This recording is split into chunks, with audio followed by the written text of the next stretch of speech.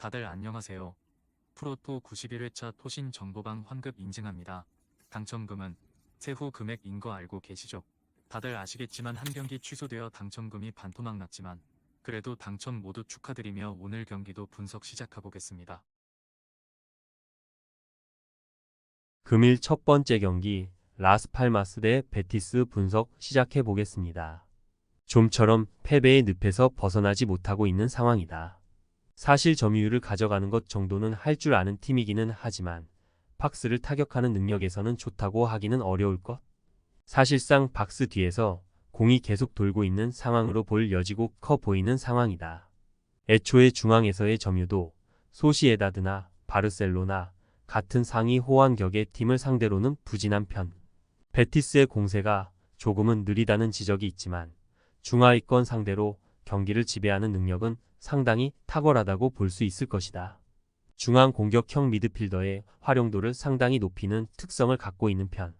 물론 베티스도 원정에서는 압박 강도가 기복이 심하다는 평가를 듣기도 하는 편이기는 한데 그래도 상대의 공세가 아주 강할 가능성은 적다고 보여진다.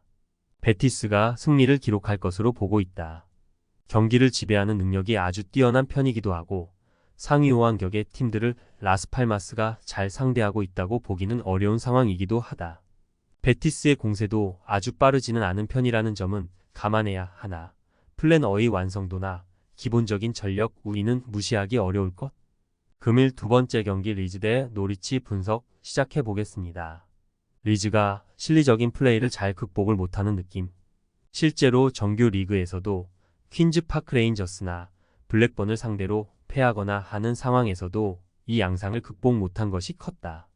노리치도 1차전에서 잠그면서 리즈의 공격성을 잘 제어한 바 있는 상태에 리즈가 압박과 기동성이 좋은 팀이기는 하지만 기동성 하나로는 한계가 있을 수도 있다고 본다.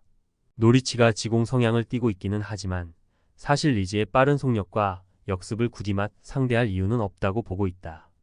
1차전의 플레이처럼 경기 점유를 어느 정도 내주고 플레이할 가능성을 염두에 두고 있는 상황이다.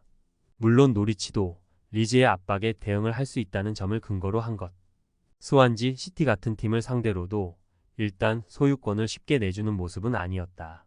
과감하게 간다면 무승부를 픽하는 것도 방법. 노리치가 2차전에서도 잠그게 될 수 있다고 보는데 리즈가 잠그는 팀을 상대로는 꽤 부진한 성적을 보여주고 있는 상황이다. 노리치의 경우도 압박에 당하면서 쉽게 소유권을 내주는 스타일은 아니라는 점을 감안해야 할 것. 금일 세 번째 경기 알메리아 대 바르셀로나 분석 시작해 보겠습니다. 강등이 확정되기는 했지만 이 타이밍에 알메리아가 매우 공격적으로 플레이를 하고 있는 상태. 특히 압박 위주로 움직이면서 베티스나 소시에다드 같은 중원 지향적인 팀을 잘 상대하고 있는 모습이다. 물론 알메리아의 약점은 압박을 하는 상황에서 늘 수비적인 난조가 따른다는 것. 바르셀로나도 압박을 맞닥뜨린 상황에서 간결함을 챙기고 있다는 점은 참고하는 편이 좋겠다. 최근 수비적으로는 그다지 훌륭한 모습을 보여주지는 못하고 있다. 물론 화력에 있어서는 헤타페전을 간결한 뒷공간 공략으로 극복을 한 이후로는 꽤 가짓수가 늘어난 느낌. PSG-레알 마드리드-지로나 전에서도 상대가 압박이 강한 상대였음에도 골을 넣지 못하고 침몰한 경우는 없었다. 바르셀로나 승리를 기대해보고 있다. 알메리아가 동적으로 움직이면서 공격성을 생각보다는 잘 보여주고 있는 상황. 하지만 바르셀로나도 간결하게 가는 것으로 압박이 강한 팀들을 잘 상대하고 있는 상황이고 알메리아도 동적으로 움직이는 상황에서는 늘 실수가 잦은 편이다. 금일 네 번째 경기 레알 소시에다드 대 발렌시아 분석 시작해 보겠습니다. 생각보다는 발렌시아를 상대로 힘겨워하는 경우가 있던 편이었다. 특히 발렌시아의 압박에 상당히 고전하는 양상도 많았다고 할 수 있을 듯. 실제로 발렌시아를 상대로는 두 시즌 내내 더블을 기록을 해본 적이 없는 상황이다. 그만큼 소시에다드가 가지고 있는 기복이 큰 모습. 실제로 철저한 지공 성향의 라스팔마스 전 승리 이외에는 승리를 기록하지 못하고 있다. 발렌시아가 원정에서는 상당히 실점률 통제에 애를 먹고 있는 상황이기는 하다. 그래도 소시에다드가 골을 기록하는 상황에서도 알메리아에게 2-2로 비기는 등 실점률 통제에서도 그다지 두각을 드러내는 모습은 아니라는 것을 감안할 필요는 있을 것으로 보이는 상태. 발렌시아도 측면 공략에 필수적인 가야가 돌아왔다는 점에서도 이익이라고 볼 여지는 클 것으로 보인다. 과감하게 간다면 무승부를 픽하는 것도 방법.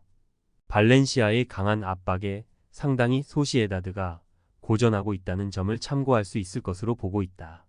발렌시아가 골을 허용하는 빈도가 원정에서 더 잦은 모습을 보여주고 있기는 하나 소시에다드도 최근에는 상당히 압박 지향적인 팀들을 상대로는 실점 통제를 어려워하는 기색이 있다.